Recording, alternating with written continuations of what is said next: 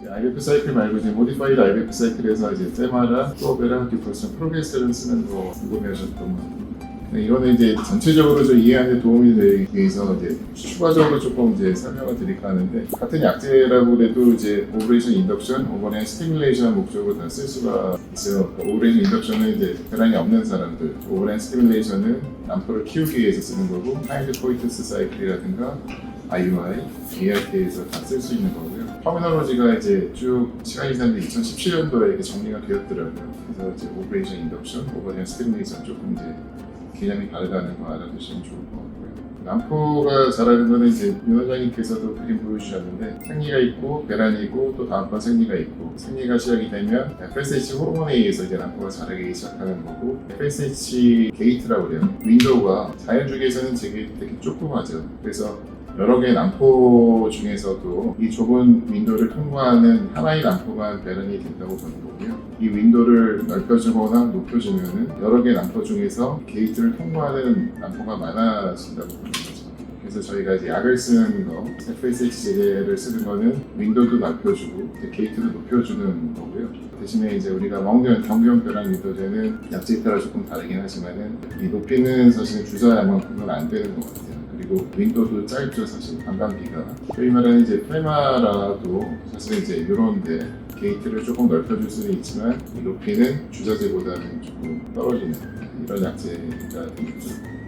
이거는 이제 역사가 되겠는데, 사실 코미펜이 나온 거는 60년 전에 나왔어요. 계속 썼는데 임신율이 40%밖에 안 되는 거죠. 그래서 이제 이 약은 가지고 안 되겠다 싶어서 다른 약주를 고민하게 됐고, 그게 대표적으로 페마라는 거는 이제 아로마타제 이니비터라고 해서 나중에 설명드리겠는데, 아로마타제 이니비터가 이제 굉장히 좀 캔디데이트였는데, 이 약제가 먹으면 흡수율도 떨어지고, 아로마타제만 스페시픽하게 이니비션 시키는 게 아니라 다른 엔자임도 다 이니비션 시키기 때문에 효용성이 많이 떨어졌었다가 3세대 아로마타제 이니비터, 이게 페마라, 이게 이제 노바키스사에서 98년도에 개발이 됐고 유방암 환자에서 이제 쓰여지게 되었는데, 난임 쪽에서 반응이 괜찮다는 거죠. 피쉬에스 환자에서 2000년도에 이제 시도가 되었고, 그 이후에 2000년대 초반에 이제 프로리스 판단나 원인 불명 IVF 사이클이 시작이 되었는데, 2005년도에 기형의 빈도가 증가하는 걸로 누가 보고를 했어요. 그래서 노바키스사에서는 페마라를 IND여서 그래서 쓰면 안 되는 걸로 이제 지정을 했죠. 그래서 지금까지도 허가가 변경이 안 된 상태입니다. 2005년도에 이런 보고가 나왔는데 2009년도에 다시 분석을 해보니까 기형의 윈도가 증가하지 않는 걸로 나와가지고 지금까지도 지금 아님에서 계속 쓰고 있지만 오프레이드로 쓰고 있는 상황이 되겠습니다.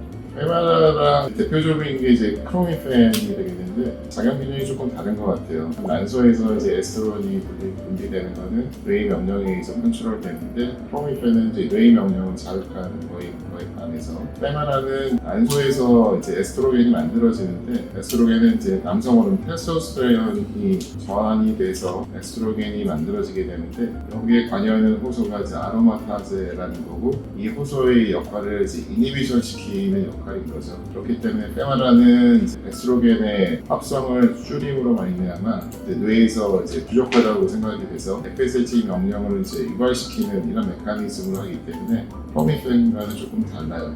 그리고 이제 소위 말하는 뇌의 하이포살라머스 피튜이터리 오바리안 엑시스가 인텍트한 거죠. 아직은 살아있기 때문에 에스트로겐이 낮아서 뇌의 명령이 증가가 되었지만, 뇌의 명령에 의해서 다시 에스트로겐이 증가가 되면 다시 뇌의 명령은 줄어드는 거죠. 그래서 하나의 남포만 자라게 되었죠. 많게는 하나에서 두 개. 크로미펜은 이제 뇌의 명령이 망가져 있는 상태가 되기 때문에 다수의 남포를 키우는 데는 크로미펜이 도움이 되는데, 이거는 이제 한편으로 내막을 얇게 하거나 이런 부작용이 있는 거죠. 그리고 이제 아로마타제를 쓰게 되면은 남성 호르몬이 에스트로겐으로 전환되는 걸 억제하기 때문에 남포 내 안드로겐 레벨이 올라가죠. 그러면은 이제 FSH나 LH 호르몬에 대한 수용체 발현이 증가가 돼서 반응이 좋아지고, 이제 이런 목적 역할도 있어서, 특히 이제 유방암 환자처럼 이제 에스트로겐 디펜던트 튜머가 있는 분한테는 에스트로겐 레벨이 높으면 안 되기 때문에 페마라를 깔아주면서 이제 과배란 유도하게 되고요. 그리고 이제 난소 기능이 떨어진 분들한테도 페마라를 써서 난소 내 안드로겐 레벨을 높여가지고 같은 약을 쓸 때에도 반응을 더 조금 좋게 하는 걸 기대해보고, 프로리스판도 기능이 떨어진 환자한테도 아로마타제를 쓰고 있습니다. 약재 용량과 관련해서는 2T를 썼었을 때 난포가 더 많이 자라는 것 같고 이런 보고가 있어서 1T보다 이제 2T 많이 쓰고 있고요. 경비원 대지를 앞서 말씀드린 것처럼 오브레이션 인덕션 목적으로도 오브레 스티뮬레이션 목적으로도 타임드 폴틱스나 IUI 사이클, IBF 사이클에서 모두 쓸 수가 있는데 CC보다는 이제 페마라가 조금 더 좋은 효과를 보고 있지만 말씀드린 것처럼 오프레이블이기 때문에 CC를 먼저 쓸 수밖에 없는 것 같아요. 부작용이 있을 경우에 페마를 쓰고 있는 상황입니다. 장점은 이제 착상과 관련된 마커들이 CC보다는 더 좋은 것 같아요. 예를 들면 이제 원인 불명이 아니면서에서 보면 착상과 관련된 여러 지표들이 이제 저하가 되어 있는데 크로미텐을 썼을 때보다는 메트로드를 사용했을 때 이런 지표들이 좋아지고 있기 때문에 착상하는 이 측면에 있어서도 CC보다는 페마가 좀 더 도움이 되는 면이 있는 것 같습니다. 그리고 이제 단수 기능이 좋은 사람한테는 사실은 이런 모디파이드 IBF 사이클을 진행하지 않는데 기능이 떨어진 분들한테 과연 많은 주사를 쓰는 게 효율성이 있을까?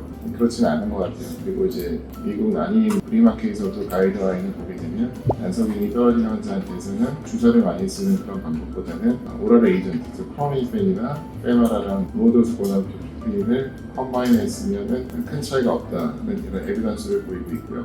그리고 경제적으로 효용성이 있다고 제시하고 있습니다.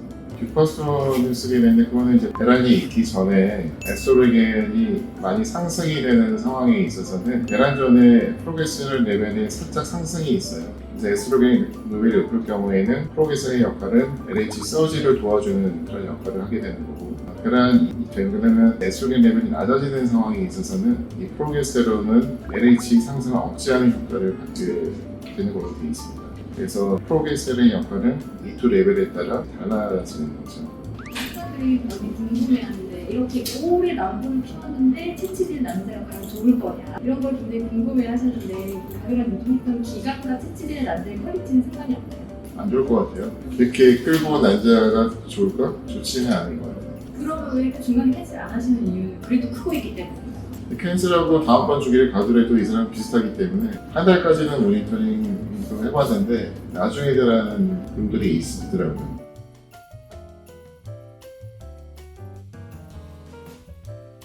이놈은 2014년도에 나왔고 초음파로만 배란된 거 확인한 경우랑 플러스 이제 P4 레벨을 같이 해봐서 이식을 했었을 때 결과를 비교한 논문이고요. 초음파로 모니터링 했을 때보다는 P4 레벨을 고려해서 했을 때의 임신율이 48%에서 63%로 유의하게 증가했고요. 변수를 이제 어저스먼트 하더라도 임신율이 보통 한 15% 이상 높게 나와서 실제적으로 배란되고 나서 P4 레벨을 해보면 높은 경우들이 꽤 있더라고요. 그래서 저도 이제 P4 레벨을 기준으로 이 카테고리에 의해서 이식을 해보면 꽤 임신이 되고 있는 것 같아요. 그리고 이제 간혹 보면은 이제 P4 레벨은 변화가 있는데 안 터지는 경우 있어요. 루테나이즈 언옵셔트 폴리클 이런 경우에서도 초음파로만 보면 헷갈릴 수가 있는데 이거는 이제 명확히 P4 레벨이 상승이 있었고 그거에 따라 날짜를 카운트해서 이식을 해볼 수가 있기 때문에 이런 경우에 또 유용하게 써볼 수 있는 장점이 있더라고요.